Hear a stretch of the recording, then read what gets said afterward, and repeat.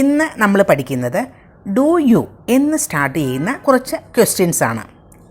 Do you എന്ന് start ചെയ്തുകൊണ്ട് questions ചോദിക്കാൻ പറ്റിയ ചില കോണ്ടെക്സ്റ്റുകൾ, ചില സന്ദർഭങ്ങൾ ആണ് നമ്മൾ ഇന്ന് ഡിസ്കസ് ചെയ്യാൻ പോകുന്നത്.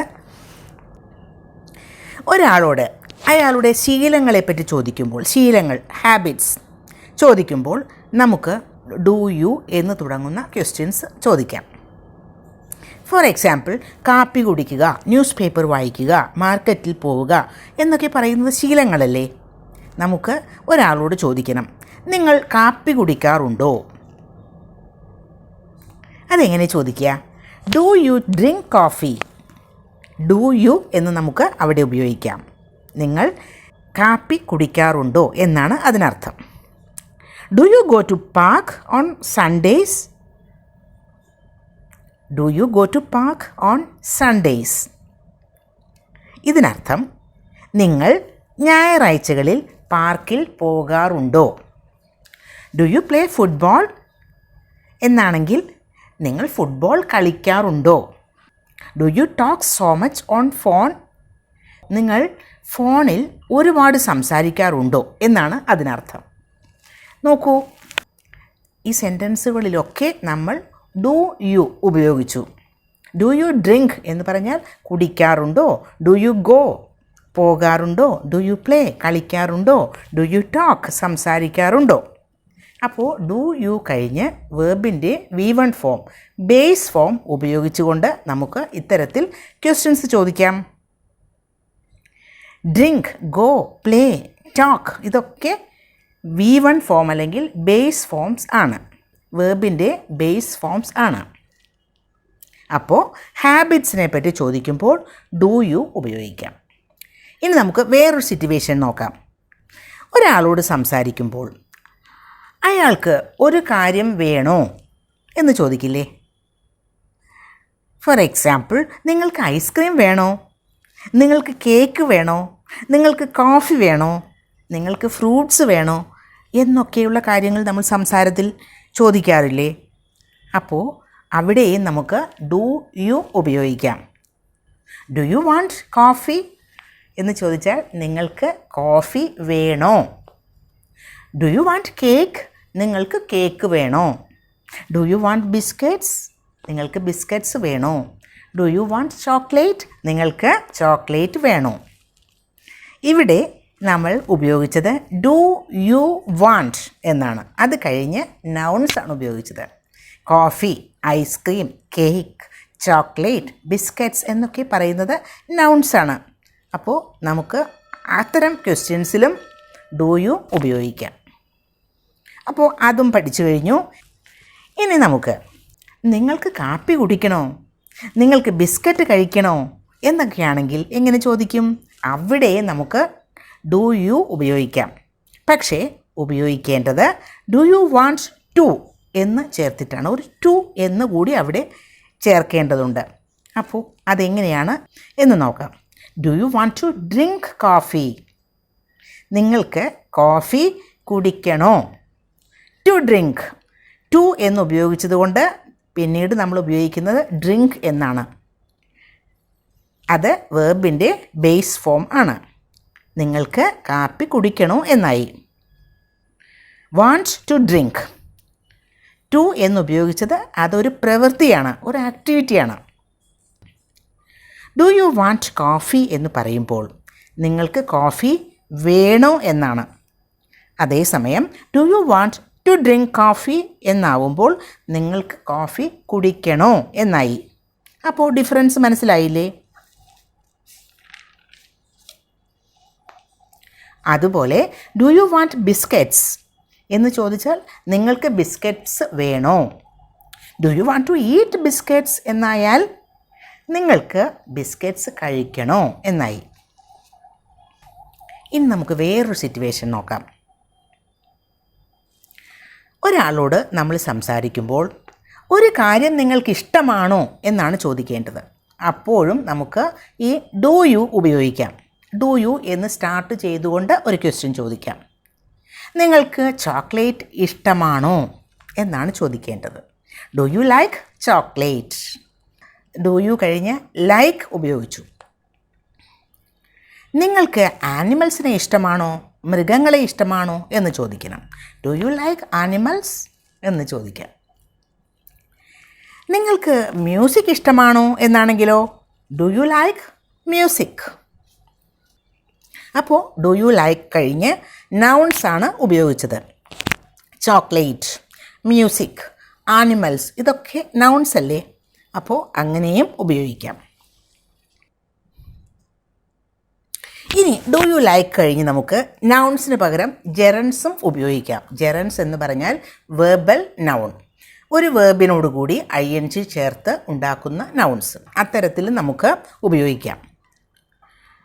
For example, do you like eating chocolate? നിങ്ങൾക്ക് ചോക്ലേറ്റ് കഴിക്കുന്നത് ഇഷ്ടമാണോ എന്നാണ്. ഈറ്റിംഗ് എന്നത് ജെറൻഡ് ആണ്, അല്ലെങ്കിൽ വേർബൽ നൗൺ ആണ്. ഈറ്റ് എന്ന വേർബിനോടുകൂടി ING ചേർത്ത് ഉണ്ടാക്കുന്ന verbal noun.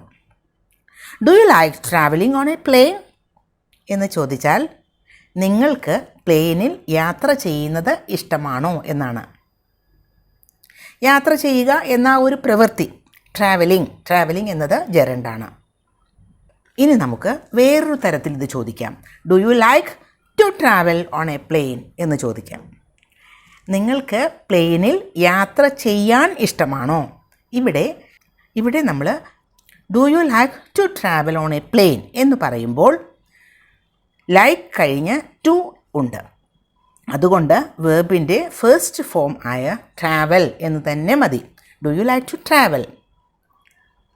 Do you like to play football എന്നാണെങ്കിലോ നിങ്ങൾക്ക് ഫുട്ബോൾ കളിക്കാൻ ഇഷ്ടമാണോ?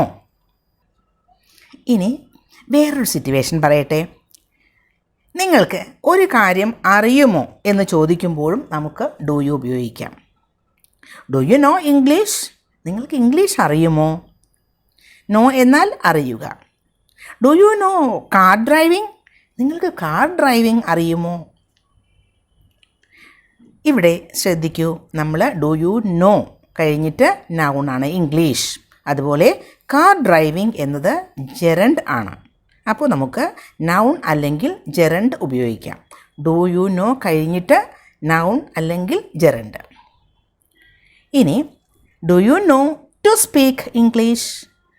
അങ്ങനെ ചോദിച്ചാൽ നിങ്ങൾക്ക് ഇംഗ്ലീഷ് സംസാരിക്കാൻ അറിയുമോ എന്നായി. ടു സ്പീക്ക് എന്നുപയോഗിച്ചു. ഡു യു നോ കഴിഞ്ഞിട്ട് ടു വന്നതുകൊണ്ട് നമുക്ക് സ്പീക്ക് എന്ന് മാത്രം മതി, V1 ഫോം മതി. Do you know to speak English?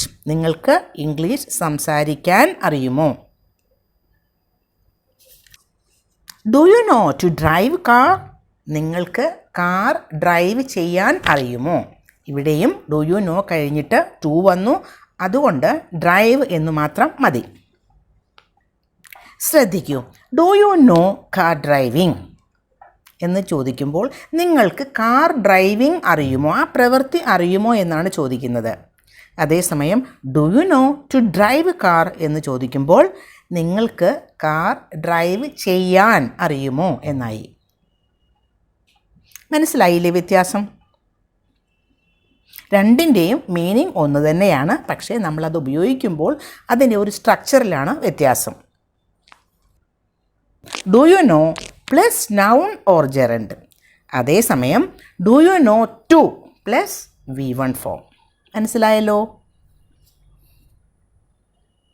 ഇനി ഒരാളോട് ഒരു കാര്യം അദ്ദേഹത്തിന് ഉണ്ടോ, സ്വന്തമായി ഉണ്ടോ എന്ന് ചോദിക്കണം. അപ്പോഴും നമുക്ക് ഡു യു എന്ന് തന്നെ സ്റ്റാർട്ട് ചെയ്തിട്ട് ചോദിക്കാം. Do you have A car? നിങ്ങൾക്ക് ഒരു കാർ ഉണ്ടോ? Do you have dogs? നിങ്ങൾക്ക് ഡോഗ്സ് ഉണ്ടോ? Do you have an opinion? നിങ്ങൾക്ക് ഒരഭിപ്രായം ഉണ്ടോ? അപ്പോൾ ഡു യു ഹാവ് കഴിഞ്ഞിട്ട് നൗൺ ആണ് ഉപയോഗിച്ചിരിക്കുന്നത്. ഇനി വേറൊന്ന് നമ്മൾ ചോദിക്കാറുണ്ടല്ലോ, നിങ്ങൾക്ക് അവിടെ പോകേണ്ടതുണ്ടോ, നിങ്ങൾക്ക് പൈസ കൊടുക്കേണ്ടതുണ്ടോ എന്നൊക്കെ. അവിടെയും നമുക്ക് ഡു യു ഉപയോഗിക്കാം. അവിടെ ഡു യു ഹാവ് ടു എന്ന ഒരു പ്രയോഗം ആണ് വേണ്ടത്.